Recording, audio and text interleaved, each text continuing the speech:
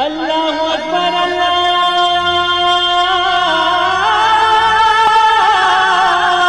اکبر۔ السلام علیکم ورحمۃ اللہ وبرکاتہ۔ الحمدللہ رب العالمین والصلاة والسلام علی اشرف الانبیاء والمرسلین نبینا محمد وعلی آلہ وصحبہ اجمعین ومن تبعہم بإحسان الی یوم الدین، اما بعد۔ میرے دوستوں، بزرگوں، اسلامی بھائیوں اور بہنوں، سامعین و سامعات کرام، صدائے حق سننے والے ساتھیوں، آج 11 صفر 1443 ہجری، 19 ستمبر 2021 عیسوی، 3 گتے آسن 2078 وکرمی، اتوار کا دن، میں محمد مستقیم مدنی صدائے حق کا پروگرام لے کر آپ لوگوں کی خدمت میں حاضر ہو گیا ہوں۔ یہ پروگرام آپ روزانہ junk Nandini FM 95.5 mega hertz پر 1:30 بجے سے 2:15 بجے تک سماعت فرماتے آ رہے ہیں۔ آج بھی انشاءاللہ تبارک و تعالی سب سے پہلے تلاوت قرآن مجید اور اخیر میں ایک عالم کا خطاب سماعت فرمائیں گے۔ تو لیجیے سب سے پہلے ہم اور آپ مل کر قرآن مجید کی تلاوت سنتے ہیں۔ بسم اللہ الرحمن الرحیم۔ أعوذ بالله من الشيطان الرجيم وأملي لهم إن كيدي متين أم تسألهم أجرا فهم من مغرم مثقلون أم عندهم الغيب فهم يكتبون فاصبر لحكم ربك ولا تكن كصاحب الحوت إذ نادى وهو مكظوم لولا أن تداركه نعمة من ربه لنبذ بالعراء وهو مذموم فاجتباه ربه فجعله من الصالحين وإن يكاد الذين كفروا ليزلقونك بأبصارهم لما سمعوا الذكر ويقولون إنه لمجنون وما هو إلا ذكر للعالمين۔ اللہ اکبر اللہ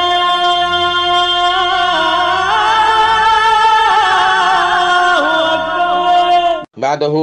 آج کا خطاب ہے فضیلت الشیخ نور حسن نور سلفی صاحب کا۔ ان کا موضوع ہے انصار صحابہ کرام کے فضائل۔ انصار صحابہ کرام کے کیا فضائل ہیں،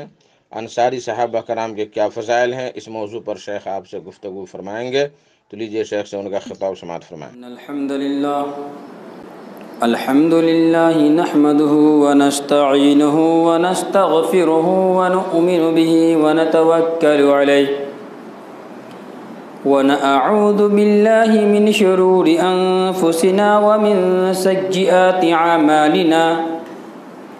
من يهده الله فلا مضل له ومن يضلل فلا هادي له وأشهد أن لا إله إلا الله وحده لا شريك له وأشهد أن محمدًا عبده ورسوله أما بعد فإن أصدق الحديث كتاب الله وأحسن الهدي هدي محمد صلى الله عليه وسلم وشر الأمور محدثاتها وكل محدثة بدعة وكل بدعة ضلالة وكل ضلالة في النار فأعوذ بالله السميع العليم من الشيطان الرجيم يا أيها الذين آمنوا اتقوا الله حق تقاته ولا تموتن إلا وأنتم مسلمون يا أيها الناس اتقوا ربكم الذي خلقكم من نفس واحدة وخلق منها زوجها وبث منهما رجالا كثيرا ونساء واتقوا الله الذي تساءلون به والأرحام إن الله كان عليكم رقيبا يا أيها الذين آمنوا اتقوا الله وقولوا قولا سديدا يصلح لكم أعمالكم ويغفر لكم ذنوبكم ومن يطع الله ورسوله فقد فاز فوزا عظيما. وقال الله عز وجل في مقام آخر والذين تبوأوا الدار والإيمان من قبلهم يحبونهم من هاجر إليهم ولا يجدون في صدورهم حاجة مما أوتوا ويؤثرون على أنفسهم ولو كان بهم خصاصة ومن يوق شح نفسه فأولئك هم المفلحون. وقال النبي صلى الله عليه وسلم خير الناس قرني ثم الذين يلونهم ثم الذين يلونهم رب اشرح لي صدري ويسر لي أمري واحلل عقدة من لساني يفقه قولي سبحانك لا علم لنا إلا ما علمتنا إنك أنت العليم الحكيم ربی زدنی علما وارزقنی فہما. معزز سامعین کرام، بزرگ اور دوستو، اللہ سبحانہ و تعالیٰ کا شکر احسان ہے کہ اللہ رب العالمین نے ہمیں اس مسجد کے اندر یکجا ہونے کی توفیق بخشی، اپنے ایمان اور اپنے دین اور اپنی شریعت کی حفاظت کرنے اور اس کے مطابق عمل کرنے کی توفیق بخشی. فللہ الحمد ولہ الشکر. محترم سامعین، اس روئے زمین پر جتنی بھی مخلوقات اللہ نے پیدا کی ہیں، خصوصاً انبیاء کا سلسلہ جو جاری کیا انسانوں کی ہدایت کے لیے مختلف ادوار میں، مختلف ازمان میں، ان میں سے ہم جس نبی کے امتی ہیں اس نبی کو اللہ نے سید الانبیاء بنا دیا. ظاہر سی بات ہے کہ جب ہمارے نبی تمام نبیوں کے سردار ہو گئے تو جو لوگ اس نبی کے ساتھی تھے، جو لوگ اس نبی پر مرنے مٹنے والے تھے، جو لوگ اس نبی پر جان مال اور ساری دولت کو قربان کرنے والے تھے، یقیناً اس کے فضائل، اس کی اہمیت اللہ سبحانہ و تعالیٰ کے نزدیک یقیناً عظیم ہوگی اور ہے بھی. میری مراد صحابہ کرام کی ہے.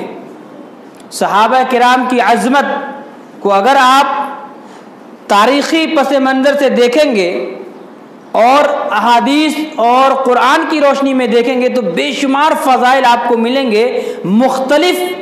ادوار کے حساب سے اور مختلف زمانے کے حساب سے، مختلف اوقات کے حساب سے. کبھی اللہ رب العالمین نے مہاجرین کے فضائل بیان کیے قرآن کریم کے اندر، تو کبھی اللہ رب العالمین نے جو ان کی امداد کیے، ان کی مدد کیے، یعنی انصار مدینہ، ان کے فضائل بیان کیے. کبھی اللہ تبارک و تعالیٰ کے نبی نے خود اپنی زبانی اپنے ساتھی کو سب سے بہتر قرار دیا، زمانے کے اعتبار سے لوگوں میں سب سے افضل قرار دیا. تو کبھی اللہ تبارک و تعالیٰ نے ان لوگوں کی تعریف کی جو لوگ صحابہ کرام کی مدد کرتے تھے، جو لوگ صحابہ کرام پر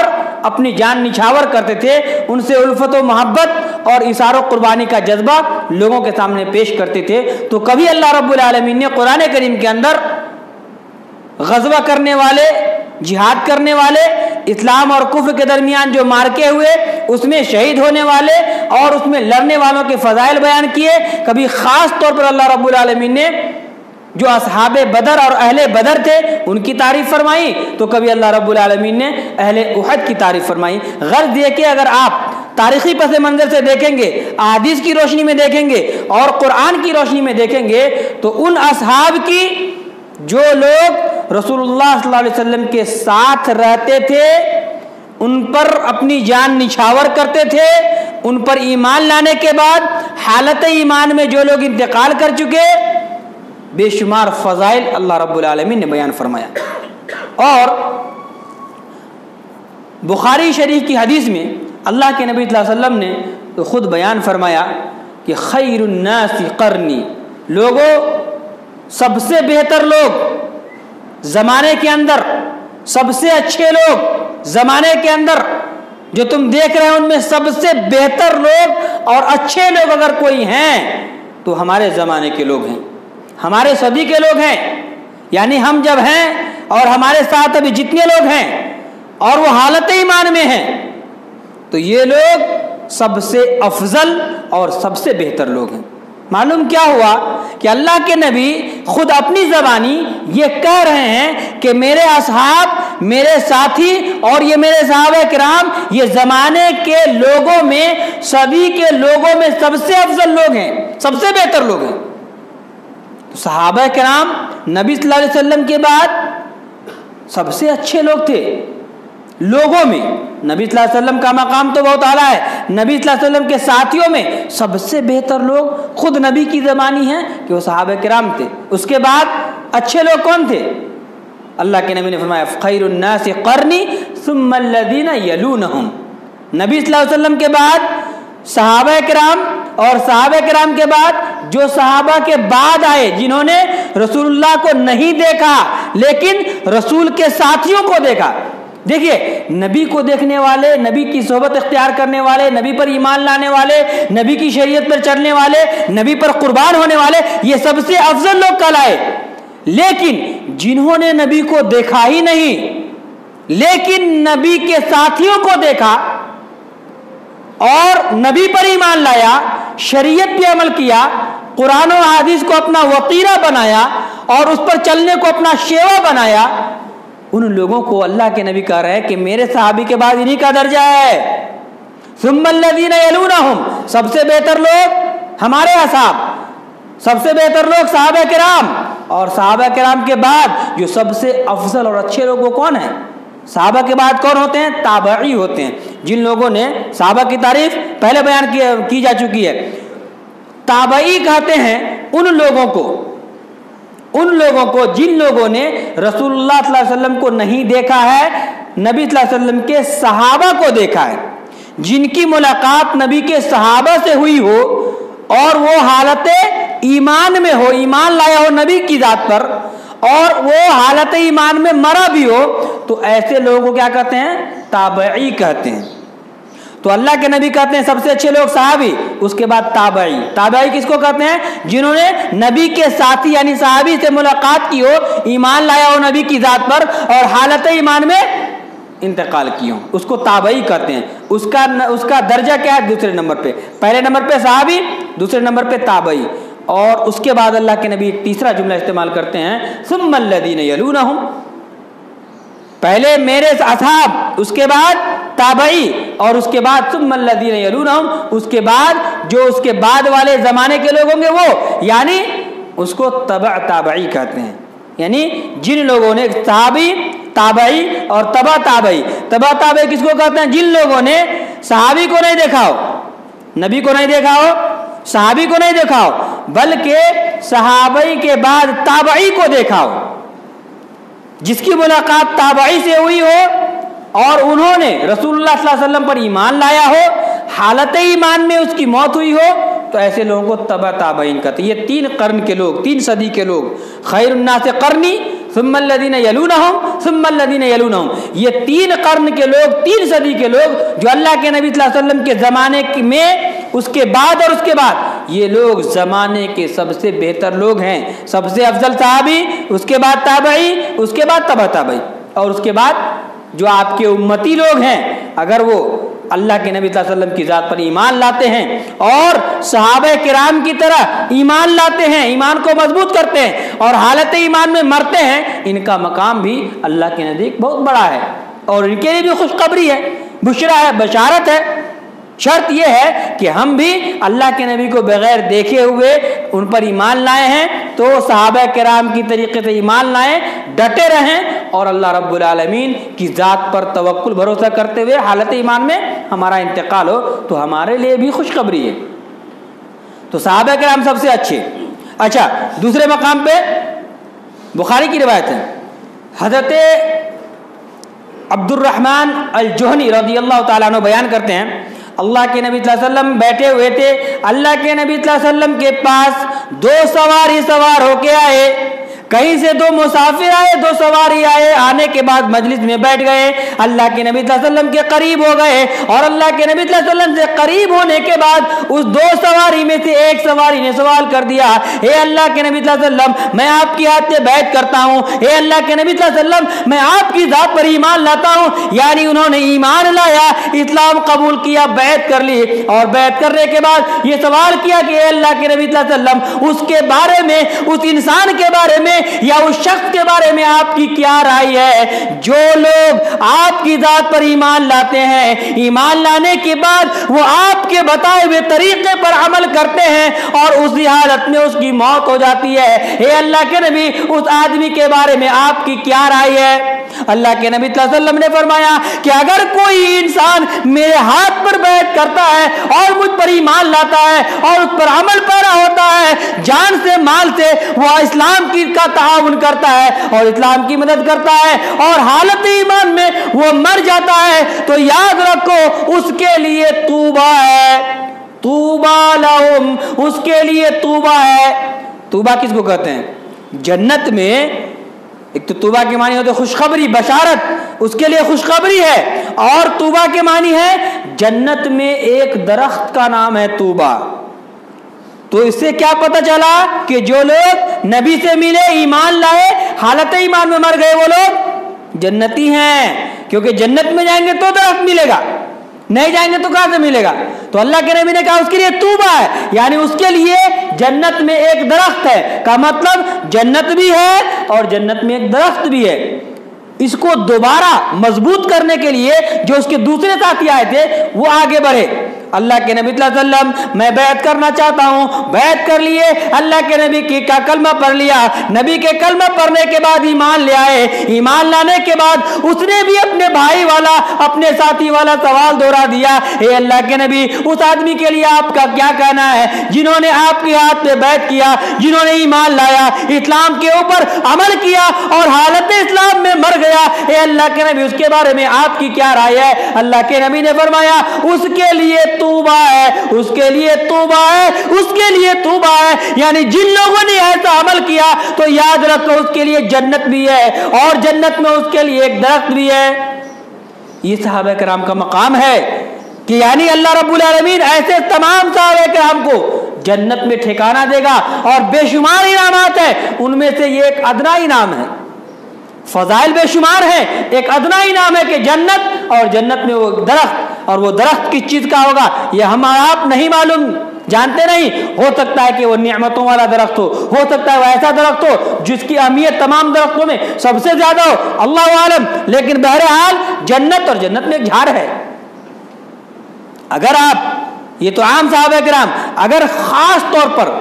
جو لوگ مکہ سے، کافروں نے مکہ والوں کو پریشان کرنا شروع کیا، اس کو دین اسلام پر چلنے کے لیے مجبور کر دیا،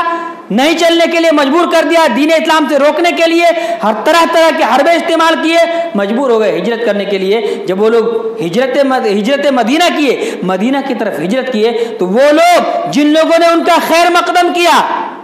جن لوگوں نے ان کا استقبال کیا اور جن لوگوں نے ان کو اپنے گھر میں پناہ دی، جان سے، مال سے اور ہر اعتبار سے ان کا ساتھ دیا، ان کے فضائل کے بارے میں تو اللہ رب العالمین نے قرآن کریم میں ارشاد فرمایا ہے۔ وہ صحابہ کرام جو اہل مدینہ انصاری ہیں، جن کو ہم انصاری صحابہ کہتے ہیں، ان کے فضائل کے بارے میں قرآن کریم میں اللہ رب العالمین نے باضابطہ طور پہ قرآن کی آیت نازل فرمائی۔ دیکھیے سورہ نمبر 39 39 ورس نمبر، آیت نمبر 9، اللہ رب العالمین نے انہی لوگوں کا نقشہ کھینچا ہے اور کہا ہے والذین تبوؤوا الدار والایمان والذین تبوؤوا الدار والایمان من قبلہم، اور اے لوگوں وہ لوگ جن لوگوں نے اپنے گھروں میں پناہ لیا تھا، جو لوگ مدینہ کے رہنے والے تھے، مدینہ میں رہ کر اپنے گھر میں پناہ گزی ہو کر وہ لوگ ایمان لے آئے تھے، ابھی اصحاب مکہ مدینہ نہیں آئے ہیں، ابھی خود رسول اللہ صلی اللہ علیہ وسلم مکہ کی وادی میں ہیں، لیکن یہ مدینہ والے اللہ کے نبی کی بات کو سن کر، اللہ کے نبی کے پیغام کو سن کر اللہ کے نبی صلی اللہ علیہ وسلم کی ذات پر ایمان لے آئے تھے، ایمان لے آئے ہیں اور اپنے اپنے گھروں میں پناہ گزی ہیں۔ والایمان من قبلہم، نبی صلی اللہ علیہ وسلم کے آنے سے پہلے یہ لوگ ایمان لے آئے۔ کتنی بڑی خوشخبری اور کتنی بڑی جرأت ہے ان لوگوں کی کہ اللہ کے نبی صلی اللہ علیہ وسلم کو ابھی دیدار نہیں کیے، ابھی اللہ کے نبی کو دیکھے نہیں، ایمان لے آئے ہیں۔ کتنا مضبوط اور قوی ایمان تھا ان کا۔ یحبونہم، ان لوگوں سے وہ لوگ محبت کرنے والے ہو گئے تھے جن لوگوں نے اللہ کے نبی کی ذات پر ایمان لائے اور ان کے یہاں تشریف لانے والے تھے۔ یحبونہم، یہ لوگ ان لوگوں سے محبت کرنے والے ہیں۔ کون لوگ؟ جو لوگ مدینہ میں رہنے والے ہیں۔ کن لوگوں سے؟ جو لوگ مکہ میں ہیں، اتنی دوری پر ہیں لیکن ایمان کی بنا پر محبت کرنے والے۔ اور کہا اللہ رب العالمین نے وَلَا يَجِدُونَ فِي صُدُورِهِمْ حَاجَةً مِّمَّا أُوتُوا، اور یہ مدینہ والے اور یہ انصاری صحابی، یہ لوگ ایسے صحابی ہیں وَلَا يَجِدُونَ فِي صُدُورِهِمْ، یہ لوگ اپنے دلوں میں کوئی حرج نہیں پاتے ہیں، ان کے دلوں میں کجی نہیں ہے، ان کے دلوں میں کسی طرح کا شک و شبہ نہیں ہے، یا ان کے دلوں میں کسی طرح کی بغاوت اور کسی طرح کا حسد اور جلن نہیں ہے۔ جو اللہ رب العالمین ان کو دیا، جو اللہ کے نبی صلی اللہ علیہ وسلم ان کو عطا کیے، چاہے وہ مال غنیمت میں سے ہو یا چاہے کسی بھی نعمت میں سے ہو، ولا یجدون، یہ اہل مدینہ، یہ انصاری مدینہ اتنے فراخ دل والے تھے، اتنے چوڑا دل والے تھے اور اتنے وسیع القلب تھے کہ یہ لوگ کتنا بھی اب ان کے پاس ہے، اللہ کے نبی دے رہے ہیں، ان کے دلوں میں کسی طرح کی کوئی شک و شبہ نہیں ہوتی ہے، کسی طرح سے ان کو نفرت نہیں ہوتی ہے۔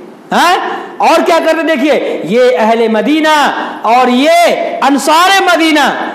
کیا کرتے ہیں، وَيُؤْثِرُونَ عَلَىٰ أَنفُسِهِمْ وَلَوْ كَانَ بِهِمْ خَصَاصَةٌ، یہ انصار مدینہ، یہ انصاری نوجوان جو مدینہ میں رہ کر مکہ سے آنے والے بھائیوں کی امداد کرنے والے ہیں، مکہ سے آنے والے احباب کا ان استقبال کرنے والے، جان سے مال سے ہر طریقے سے ان کی خدمت کرنے والے ہیں، ان کے بارے میں اللہ نے فرمایا وَلَا يَجِدُونَ فِي أَنفُسِهِمْ،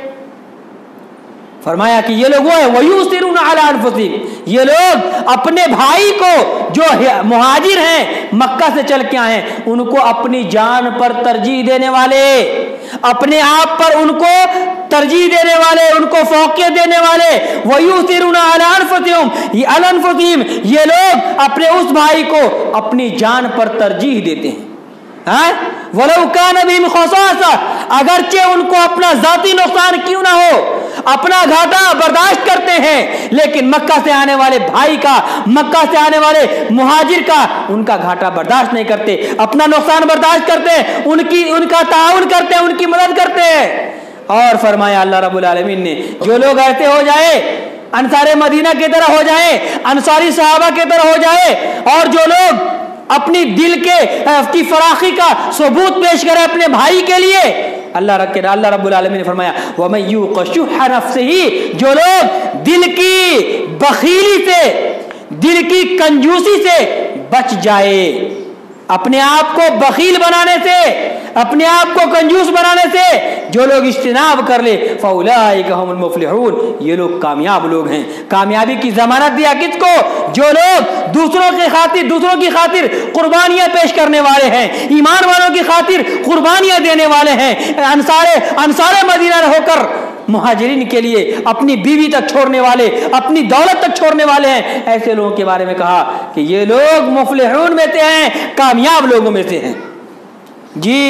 کامیابی کی ضمانت دیا کس پر؟ یہ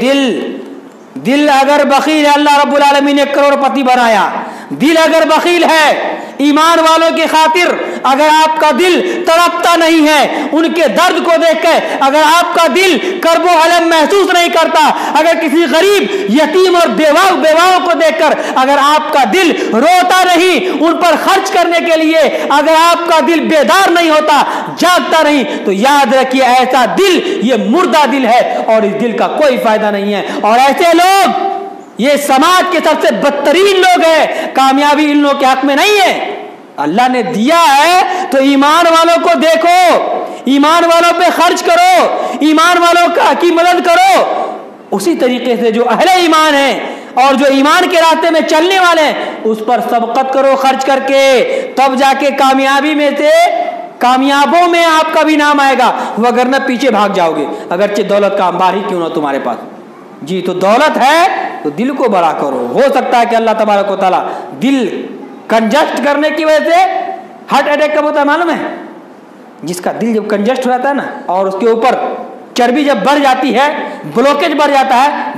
بلاسٹ ہوتا ہے تو ہارٹ اٹیک ہوتا ہے۔ تو ویسے دل کو کنجسٹ مت کرو، دل اللہ نے دیا ہے اور دولت دیا ہے، کشادہ رکھو دل کو،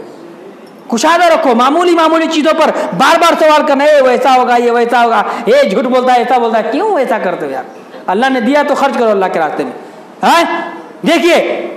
بے شمار واقعات ہیں، ان میں سے صرف 2 واقعے میں بیان کرنا چاہتا ہوں۔ ایک یہ اسی آیت کی روشنی میں بخاری کی روایت ہے، بخاری مسلم کی روایت ہے، اللہ کے نبی صلی اللہ علیہ وسلم کے پاس ایک صحابی آتے ہیں، راوی ہے ابو ہریرہ رضی اللہ تعالیٰ عنہ ہیں، وہ بیان کرتے ہیں کہ اللہ کے نبی کے پاس ایک صحابی آتے ہیں۔ دوسری روایت سے یہ معلوم ہوتا ہے کہ وہ صحابی خود ہے ابو ہریرہ رضی اللہ تعالیٰ عنہ تھے، کوئی دوسرے نہیں، خود حضرت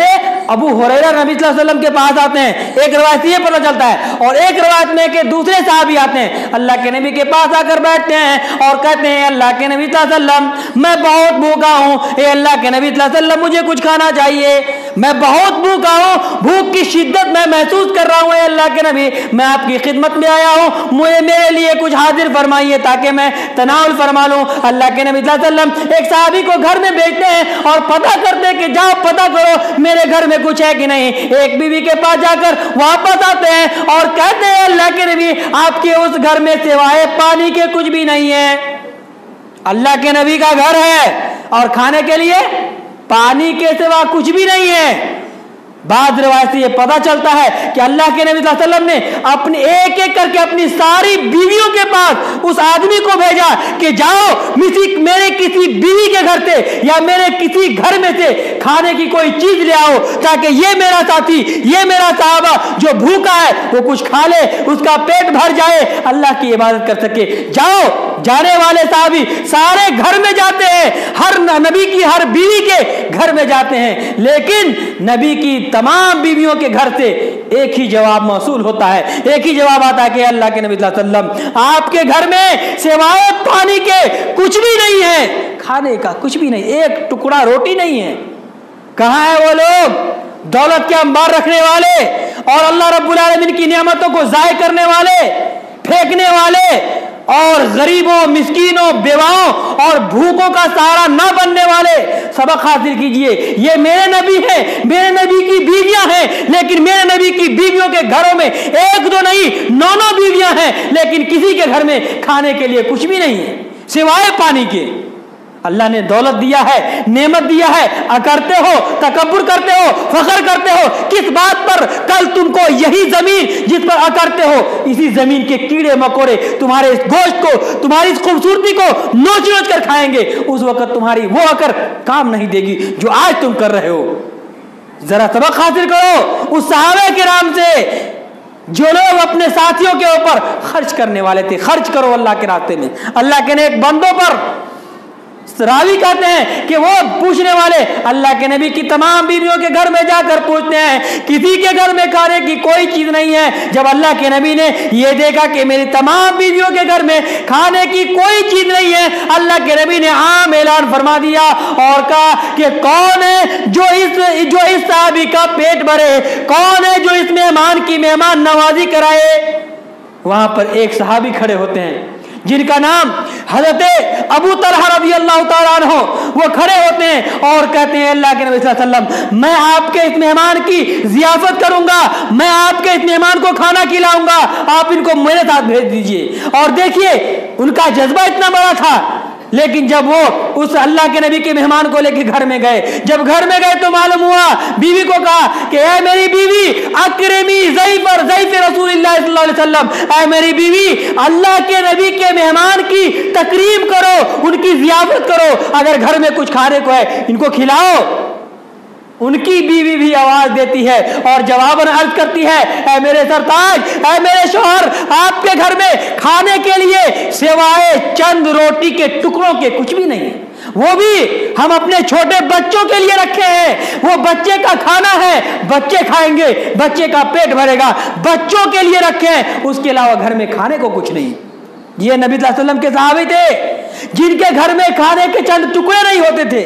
آج ہمارے گھر میں اللہ رب العالمین نے فراوانی دی ہے، لیکن دل ہمارا اتنا مضبوط اور پتھر کی طرح ہو چکا ہے کہ ہمارا دل پسیجتا نہیں، غریبوں کو، بیواؤں کو، یتیموں کو، بھوکوں کو راستوں پر چوراہوں پر دیکھتے ہیں، لیکن دل ہمارا پسیجتا نہیں، نرم نہیں ہوتا، توفیق نہیں ہوتی کہ انہیں کھانے کے لیے چند نوالے میسر کرا سکے، نہیں ہوتی توفیق۔ حضرت ابو طلحہ رضی اللہ تعالیٰ عنہ کہتے ہیں اے پیاری بیوی، ایسا کرتے ہیں جب ہمارے بچے کھانے کے لیے مانگیں گے، بچے جب کھانے کے لیے مانگے تو تم اس کو کسی بہانے سلا دینا، بچے بھوکے سو جائیں گے، لیکن اللہ کے نبی کا یہ مہمان ہے، اللہ کے نبی کے گھر میں کچھ نہیں تھا، میں ان کو لے کے آیا ہوں، اے میری بیوی بچوں کو بھوکا سلا دینا، لیکن یہ بھوکا نہیں رہنا چاہیے۔ اور تم جب ہم لوگ دسترخوان پہ کھانے کے لیے بیٹھیں گے تو سارے لوگ بیٹھیں گے، لیکن تم چراغ کو گل کر دینا، بند کر دینا کسی بہانے، اور جب تاریکی ہو جائے گی، اندھیرا ہو جائے گا، اللہ کے نبی کے صحابی یہ کھائیں گے، ہم لوگ صرف ایکٹنگ کریں گے، آواز نکالیں گے منہ سے، اور ان کو یہ محسوس ہوگا کہ ہم بھی کھا رہے ہیں۔ اور ایسا ہی ہوا، جب گئے بچوں کو سلا دیا، اور جب تاریخ ہوئی، کھانے کا وقت ہوا، چونکہ ابھی پردے کا حکم نازل نہیں ہوا تھا، سارے لوگ ایک دسترخوان پہ بیٹھے، اور بیٹھنے کے بعد چراغ کو ٹھیک کرنے کے بارے، درست کرنے کے بارے بند کر دیا، ان کی بیوی نے، کیونکہ پلاننگ پہلے سے تھی، بند کر دیا، ساتھ میں بیٹھے، یہ دونوں منہ چلا رہے ہیں، ہاتھ چلا رہے ہیں، لیکن ایک دانہ نہیں کھا رہے ہیں، کھا رہے ہیں تو اللہ کے نبی کے وہ مہمان کھا رہے ہیں جن کو اللہ کے نبی نے بھیجا تھا، اور یہ جب کھا لیے پیٹ بھر گیا ان کا، اور صبح جب ہوئی تو حضرت ابو طلحہ رضی اللہ تعالیٰ عنہ نبی صلی اللہ علیہ وسلم کی خدمت میں حاضر ہوئے۔ اللہ کے نبی نے ارشاد فرمایا کہ اے طلحہ اعجب اللہ، اللہ رب العالمین نے اعجب اللہ، اس پر تعجب کیا، اوزعک عن علی فلان و فلانۃ، اللہ رب العالمین اس مہمان نواز پر، اللہ رب العالمین اس میزبان پر تعجب کیا یا مسکرایا ہے، اس مہمان نواز مرد پر بھی اور اس میزبان عورت پر بھی، یعنی تم دونوں پر، تم دونوں میاں بیوی پر اللہ نے مسکرایا ہے اور تعجب کا اظہار کیا ہے کہ بچے کو بھوکا رکھا، خود بھوکے رہے، لیکن نبی کی محبت میں نبی کے ساتھی کو، نبی کے صحابی کو، نبی کے مہمان کو بھوکا رکھنا گوارا نہیں کیا، اور اللہ رب العالمین نے یہ آیت نازل فرمائی اسی موقع سے، وَيُؤْثِرُونَ عَلَىٰ أَنفُسِهِمْ وَلَوْ كَانَ بِهِمْ خَصَاصَةٌ، اور اللہ کے نبی کے ساتھی ایسے ساتھی ہوتے ہیں جو لوگ اپنے بھائیوں کی مدد کرنے کے لیے، ان کے پیٹ بھرنے کے لیے، ان کا تعاون کرنے کے لیے اپنی جان سے زیادہ اس کو محبت کرتے ہیں اور اس کو ترجیح دیتے ہیں، اگرچہ انہیں اپنا نقصان ہی کیوں نہ برداشت کرنا پڑے۔ وہی اثیرون علی انفسہم، یہ تھے اللہ کے نبی کے صحابی، یہ تھے اللہ کے نبی کے دوست۔ اور اگر آپ حضرت انس رضی اللہ تعالیٰ عنہ راوی ہیں، بخاری مسلم کی روایت ہے، اس واقعے کی طرف غور کریں گے کہ جب مکہ والے مکہ سے ہجرت کر کے اصحاب کرام مدینہ کو آئے تو ان کے پاس کیا تھا؟ ساری چیزوں کو چھوڑ دیا، مکہ میں بیوی چھوڑ دی، گھر چھوڑ دیا، دولت چھوڑ دیے، مال و مال چھوڑ دیے، سب چھوڑ کر جو اپنی جان تھی، اپنی جان کو لے کے مدینہ آئے تھے۔ یہاں کھانے کے لیے کچھ نہیں ہے، رہنے کے لیے کچھ نہیں ہے، کیا ہم کمائیں گے؟ کچھ نہیں ہے. اللہ رب العزت کے سہارے یہاں آئے تھے. لیکن اللہ کے قربان جائیے اللہ کے نبی صلی اللہ علیہ وسلم کی ذات پر, اللہ کے نبی صلی اللہ علیہ وسلم کی عدل و انصاف پر, اور اللہ کے نبی صلی اللہ علیہ وسلم کی مہربانی اور اللہ کے نبی کی شفقت پر کہ جب وہ لوگ مدینہ پہنچے تو انصار مدینہ سے اللہ کے نبی صلی اللہ علیہ وسلم نے اعلان کر کے کہا اور یہ بتلایا کہ تم لوگ, جو لوگ تمہارے بھائی مہاجرین ہیں جو مکہ سے آئے ہیں, ان میں تم لوگ بھائی بھائی بن جاؤ. اخوت و بھائی چارگی کروا دی. اے فلاں تو فلاں کا بھائی, اے فلاں تو فلاں کا بھائی, اے فلاں تو فلاں کا بھائی, یعنی ان کے ساتھ ویسے ہی سلوک کرو جیسے تم اپنے سگے بھائی کے ساتھ کرتے ہو. جیسے تم بھوکا نہیں رہنا اور تمہارے بھائی بھوکا رہنا گوارا نہیں کرتے, ویسے یہ مکہ سے آنے والے تمہارے بھائی ہیں, اس کے ساتھ بھائیوں جیسا سلوک کرو. انہی میں سے اللہ کے نبی صلی اللہ علیہ وسلم کے ایک صاحب, ایک ساتھی حضرت سعد بن ربی ہیں جو مدینہ میں رہنے والے انصاری صحابی ہیں. جب ان کو جب دوستی کرائی گئی اور ان کی جب اخوت و بھائی چارگی کرائی گئی تو کن سے؟ حضرت عبد الرحمن بن عوف سے. اللہ کے نبی نے کہا اے عبد الرحمن جاؤ تم سعد بن ربی کے پاس جاؤ, آج سے یہ تمہارے بھائی ہیں, اور اے سعد بن ربی سنو, یہ عبد الرحمن بن عوف یہ مکہ سے آنے والے ہیں, مکہ سے آنے والے تمہارے مہاجر بھائی ہیں, آج سے تم ان کے ساتھ اپنے بھائی جیسا سلوک کرنا. اس وقت دیکھیے جن کو دولت دیا اللہ رب العالمین نے, غور کیجئے, دولت میں تکبر کرنے والے اور صرف اپنے بچوں اور اپنی ذات پر خرچ کرنے والے, شرم بھی کیجئے اور غور بھی کیجئے کہ اللہ رب العالمین نے آپ کو انسان تو بنایا ہے لیکن انسانوں جیسی صفت آپ کے اندر پیدا نہیں کی ہے, یا آپ کے اندر ہے ہی نہیں. سب سے بڑے مالدار تھے کون؟ حضرت سعد بن ربی, مدینہ کے سب سے بڑے مالدار. میں مالداروں سے خصوصی توجہ چاہتا ہوں. آپ اگر مالدار ہیں, اللہ نے دولت دیا ہے, تو ان سے ذرا سبق حاصل کیجئے. اور یہ کوئی اور نہیں ہے, قرآن میں اللہ رب العالمین نے ان کی تعریف کی ہے. وہ لوگ ہیں, یہ آپ کے نبی جس کو آپ مانتے ہیں اس کے ساتھی ہے, اور یہ حدیث بخاری کی آپ کے نبی کی حدیث ہے. کہا کہ سعد بن ربی نے کہا اے میرے بھائی عبد الرحمن,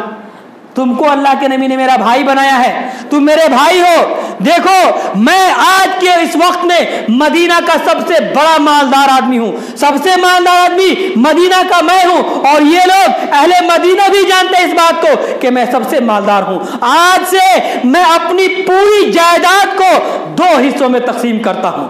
ایک ہی آواز پر, اللہ کے نبی کی آواز پر لبیک کہنے والے اور پوری جائیداد کو 2 حصوں میں تقسیم کرنے والے یہ اللہ کے نبی کے ساتھی حضرت سعد بن ربی ہیں, جنہوں نے اپنے بھائی کے لیے کہا کہ میرے پاس جتنی جائیداد ہے اے میرے بھائی عبد الرحمن 2 حصوں میں تقسیم کرتا ہوں, اور ایک حصہ میں رکھتا ہوں, ایک حصہ میں تجھے دیتا ہوں. آج اگر 100 روپے کی چیز کوئی مسلمان کسی سے مانگنے جائے تو دے گا, اگر دے گا بھی تو 50 باتیں کہہ کے دے گا, نہیں دے گا بھی, یا اگر کچھ نہیں کہا تو 50 لوگوں کو ضرور بولے گا میں نے اس کو یہ دیا ہے, میں نے اس کے ساتھ یہ کی ہے. دولت ہے تمہارے پاس, دل کو اللہ رب العالمین نے چھین لیا ہے. دولت ہے تمہارے پاس, دل میں اللہ رب العالمین نے تکبر ڈال دیا ہے. دولت ہے تمہارے پاس لیکن تمہارا دل عثمان غنی جیسا دل نہیں ہے. دولت ہے تمہارے پاس لیکن تمہارا دل حضرت سعد بن ربی جیسا نہیں ہے. شرم آنی چاہیے تمہارے اس دولت پر کہ اللہ کے راستے میں یا اللہ کے لیے تھوڑی سی خرچ کرتے ہو اور پورے سماج والے کو یہ جنا دیتے ہو کہ میں نے فلاں جگہ فلاں خرچ کیا, میں نے اس کو یہ دیا, میں نے اس کو وہ دیا. شرم آنی چاہیے. اور اگر شرم نہیں آتی ہے تو ایسا خرچ مت کرو جو دکھاوے کے لیے ہو, جو لوگوں کے کی واہواہی کے لیے ہو. خرچ مت کرو, اور آخرت میں جو تمہارا حشر ہوگا وہ خود تم جان لو ان احادیثوں کی روشنی میں کہ اللہ رب العالمین, اور حدیث کی روشنی, قرآن کی روشنی میں کہ اللہ نے فرمایا جو لوگ نفس کی بخیلی سے بچا لیا گیا وہ لوگ کامیاب لوگ ہیں. تو بہرحال انہوں نے کہا کہ میں آدھی دولت تم کو دے دیتا ہوں, اور اے عبد الرحمن میرے بھائی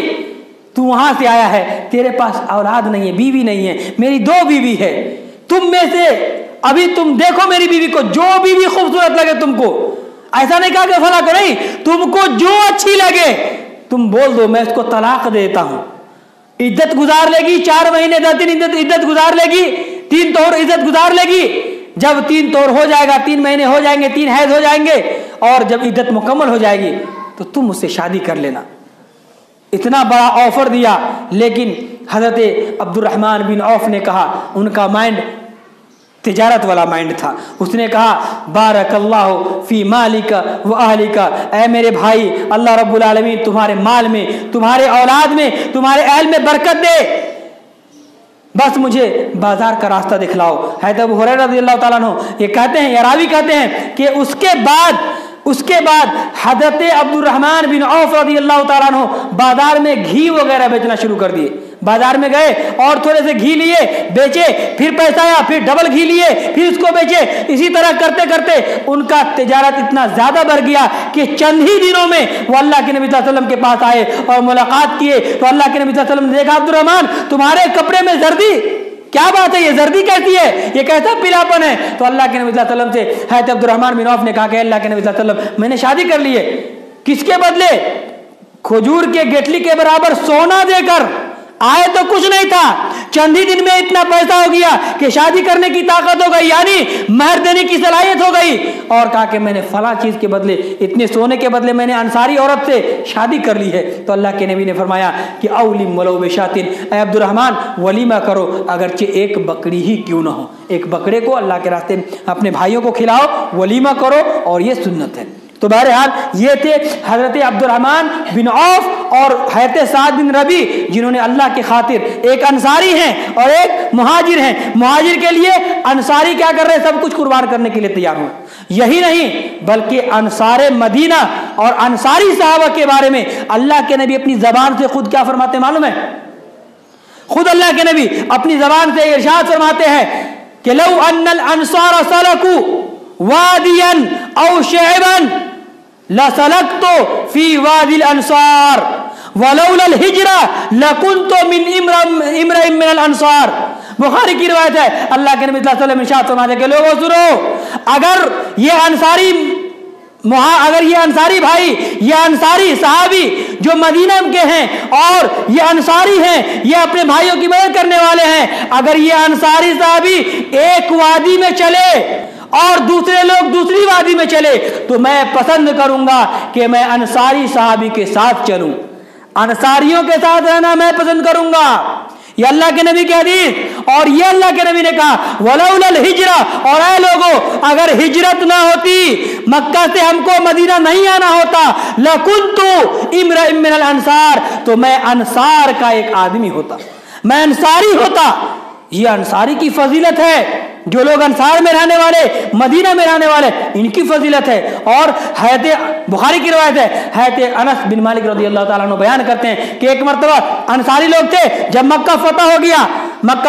اللہ کے نبی صلی اللہ علیہ وسلم مال غنیمت تقسیم کر رہے ہیں. تقسیم کرتے کرتے اللہ کے نبی صلی اللہ علیہ وسلم نے کچھ قریش کو بھی مال غنیمت دے دیا، کیونکہ مکہ فتح ہو چکا تھا. اللہ کے نبی صلی اللہ علیہ وسلم کے اس عادت سے کچھ لوگوں کو ناگوار گزری اور کچھ لوگ ناپسند کرنے لگے اور چیمی گوئیاں کرنے لگے اور یہ کہنے لگے یہ کیا ماجرا ہے، ابھی ہمارے خون سے ان قریش کے، ابھی ہمارے تلوار سے ان قریش کے خون ابھی سوکھے بھی نہیں ہیں، یعنی ہماری تلوار سے ابھی تک قریش کا خون ٹپک رہا ہے، لیکن اللہ کے نبی مال غنیمت اسی کو دے رہے ہیں. یار ہمارا وہ دشمن ہے، ابھی ہم اس کے گردن کو کاٹ کے آئے ہیں، فتح کی ہے مکہ، ابھی تلوار سوکھا بھی نہیں ہے، مال اسی کو دے رہے. اللہ کے نبی صلی اللہ علیہ وسلم آئے، جب معلوم ہوا آپ کو کہ لوگ ایسے ایسے بول رہے تھے، پوچھا تم لوگ ایسے ایسے بول رہے تھے؟ کہا کہ ہاں اللہ کے رسول ہم لوگوں نے ایسا ایسا بولا. تو اللہ کے نبی صلی اللہ علیہ وسلم نے ان لوگوں کو دلاسا دیتے ہوئے کہا کہ تمہاری کیا رائے ہے؟ اما ترضون، کیا تم لوگ اس بات کو پسند نہیں کرتے ہو کہ ان الناس یرجعون بالغنائم الى بیوتہم، کہ سارے کے سارے لوگ اپنے گھروں میں لوٹیں مال غنیمت لے کر کے، وترجعون برسول اللہ صلی اللہ علیہ وسلم الى بیوتکم، اور تم لوگ نبی کے ساتھ، رسول کے ساتھ اپنے گھروں میں لوٹو. کیا پسند نہیں کرتے اس بات کو؟ یار جو مال غنیمت لے کر جا رہے وہ اور جو مجھ کو ساتھ میں لے کر جا رہے وہ، دونوں میں کون افضل ہو سکتا ہے؟ انصاری سنو، تم لوگ افضل ہو، تم لوگ بہتر ہو، میں تمہارے ساتھ ہوں، وہ تو مال لے کر جا رہے ہیں. تمہیں اس بات کو پسند نہیں؟ کیا تم اس بات کو اچھا نہیں سمجھتے ہو کہ میں تیرے ساتھ جاؤں؟ وَتَرْجِعُونَ إِلَىٰ بُيُوتِكُمْ بِرَسُولِ اللَّهِ صلی اللہ علیہ وسلم، میرے ساتھ تم اپنے گھر میں جاؤ. یہ کتنی بڑی فضیلت کی بات ہے. تو یہ تمہارا مقام ہے. اور یاد رکھو، اور یاد رکھو وہی حدیث پھر دوہرائی کہ لو سلک الناس الی واد، لوگ ایک وادی میں چلے اور انصار دوسری وادی میں چلے تو میں انصاری کے ساتھ ہوں، میں انصاری کے ساتھ رہوں گا۔ ایک عورت آتی ہے اللہ کے نبی صلی اللہ علیہ وسلم کے پاس، اور عورت کے گود میں ایک بچہ ہوتا ہے، اللہ کے نبی صلی اللہ علیہ وسلم سے کچھ باتیں کرتی ہے، بات کرتے کرتے اللہ کے نبی صلی اللہ علیہ وسلم کہتے ہیں والذی نفسی بیدہ، اے عورت سنو، انصاری عورت، جہاں انصاری مرد کی فضیلتیں اتنی ساری ہیں وہیں عورتوں کی بھی فضیلت ہیں۔ اللہ کے نبی صلی اللہ علیہ وسلم کہتے ہیں انصاری عورت سنو، والذی نفسی بیدہ، قسم ہے اس ذات کی جس کے ہاتھ میں میری جان ہے، انکم تحبون الی، انکم احب الی، کہ تم لوگ میرے نزدیک سب سے زیادہ محبوب لوگ ہو۔ کس کو کہا؟ انصاری عورت کو کہا۔ کس نے کہا؟ نبی نے کہا۔ اس سے انصاری عورت اور انصار کے لوگوں کی فضیلت معلوم ہوتی ہے کہ اللہ کے نبی نے کہا کہ تم لوگ سب سے زیادہ میرے محبوب ہو، سب سے زیادہ میرے قریب ہو، سب سے زیادہ مجھ سے محبت کرنے والے، اور میں سب سے زیادہ تم لوگوں سے محبت کرنے والا ہوں۔ اور یہی وجہ ہے کہ جب خندق ہوا تو خندق کے دن حیرت کرتی ہیں کہ لوگ خندق کو کھود رہے تھے، اور کھودتے کھودتے وہ کچھ عربی کے الفاظ ابیات وہ کیا کہتے ہیں بول رہے تھے، اور آواز بلند کر رہے تھے اور کہہ رہے تھے نحن الذین بایعوا علی محمد صلی اللہ علیہ وسلم، کہ ہم وہ لوگ ہیں جن لوگوں نے رسول اللہ صلی اللہ علیہ وسلم سے بیعت کیا ہے اس بات پر علی الجہاد ما حیینا ابدا، کہ میں اس بات پر محمد صلی اللہ علیہ وسلم سے ہم لوگ بیعت کیے ہیں کہ اللہ کے نبی جب تک آپ ہم لوگوں کی زندگی رہے گی ہم آپ کے ساتھ جہاد لڑتے رہیں گے، آپ کے ساتھ جہاد لڑتے رہیں گے اور کفار و مشرکین کے خلاف ہمیشہ رہیں گے۔ کب تک؟ ما حیینا بعد ابدا، ہمیشہ جب تک ہماری زندگی ہے۔ تو اللہ کے نبی نے اس جذبہ کو دیکھا، اس قربانی کو دیکھا، اور اللہ کے نبی صلی اللہ علیہ وسلم نے ارشاد فرمایا اللہم لا عیش الا عیش الآخرہ، اے اللہ دنیا کی زندگی کی عیش کچھ بھی نہیں ہے الا عیش الآخرہ، مگر جو آخرت کی زندگی کی عیش و عشرت ہے، وہاں کی جو کامیابی ہے اور وہاں کی جو زندگی ہے وہ سب سے بہتر زندگی ہے۔ لا عیش الا عیش الآخرہ، اے اللہ فاکرم الانصار والمہاجر، تو اے اللہ اس انصار اور ان مہاجروں کی مدد فرما، ان کی تقریب فرما۔ اللہ کے نبی صلی اللہ علیہ وسلم نے دعا بھی کیا ان کے لیے کہ فاکرم الانصار والمہاجر، اے اللہ یہ جو مہاجر وہاں سے آئے ہیں، اور اے اللہ یہ جو انصار ہیں جس کے دل میں اللہ رب العالمین کی خاطر، اللہ کے رسول کی خاطر، اعلاء کلمت اللہ کی خاطر اور اللہ کے نبی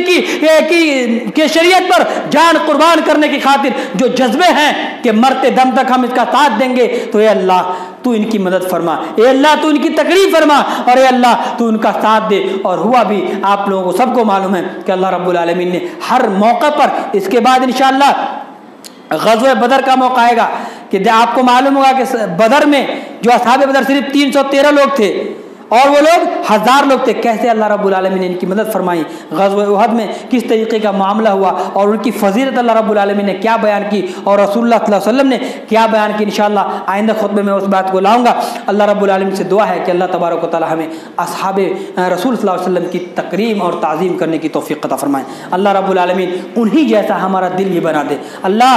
جیسا ہمارے اصحاب نبی صلی اللہ علیہ وسلم کے ایک کلمے پر اللہ کے راستے میں جان قربان کرنے کے لیے تیار ہو جاتے تھے، اے اللہ ویسا ہی جذبہ ہمارے مسلمانوں کے اندر پیدا کر دے۔ اے اللہ اللہ کے نبی کی ایک دعوت پر جو لوگ اپنی آدھی دولت قربان کرنے کے لیے تیار ہو جاتے تھے، اے اللہ آج ہمیں بھی ایمان والوں کے ساتھ ایسا ہی سلوک کرنے کی توفیق عطا فرما۔ اے اللہ یہ نعمت، یہ دولت تیری دی ہوئی نعمت اور دولت ہے، اے اللہ اس نعمت اور دولت کو ہمارے دل کے اندر یہ توفیق دے کہ میں تیرے راستے میں قربان کر سکوں۔ اے اللہ اس کے ذریعے ہمیں جنت حاصل کرنے کی توفیق عطا فرما۔ اے اللہ جو ہمیں بیمار ہیں اللہ تو ان کو شفائے کاملہ عاجلہ عطا فرما۔ اے اللہ جو بے نمازی ہیں اے اللہ تو ان کو نماز پڑھنے کی توفیق عطا فرما۔ جو ہماری مائیں اور بہنیں بے نمازی ہیں اے اللہ تو ان کو نمازی بنا دے۔ جو لوگ حرام کھاتے ہیں، سود اور بیاج کھاتے ہیں، جو لوگ بڈی کھاتے ہیں اے اللہ تو ان کو اس سے بچنے کی توفیق عطا فرما۔ اے اللہ ان سارے والے لوگوں کو حلال روزی نصیب فرما۔ اے اللہ جو لوگ اپنے گھروں کو لیز وغیرہ پر ڈال کر سودی کاروبار کرتے ہیں اور سود لیتے اور دیتے ہیں، اے اللہ تو ان کو اس سے بچنے کی توفیق عطا فرما۔